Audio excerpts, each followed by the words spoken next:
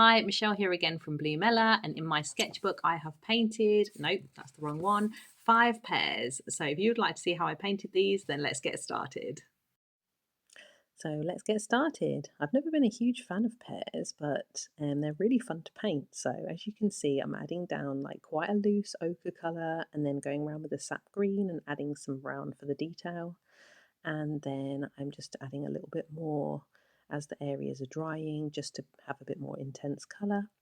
So after I finish the half pears, I'm starting on the full bodied pears with the skin and just adding in a few different colours for texture, some greens, darker greens, browns, and then as the half pears are drying, I'm just adding a bit more detail as I go along. As you can see, I'm just doing the bottom right hand pear a little bit darker and just going in as the paint's becoming sort of drying a little bit and a bit more damp. I'm just adding in some other colours to add a bit more interest and texture to the skin of the pears.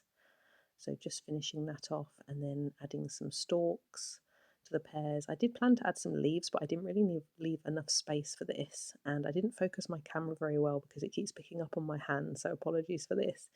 But yeah, I'm just adding some details to the stalks, as you can see, and just adding a final one in the corner there, and then going in with some darker colour just to add a bit of interest to the stalks and a little bit of speckled texture to the pears, and adding in the seeds.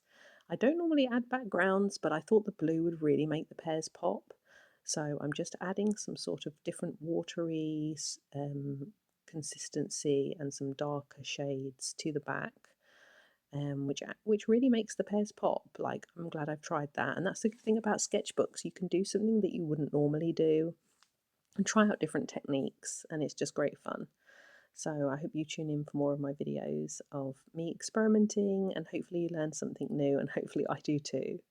So I've nearly finished the background at the top.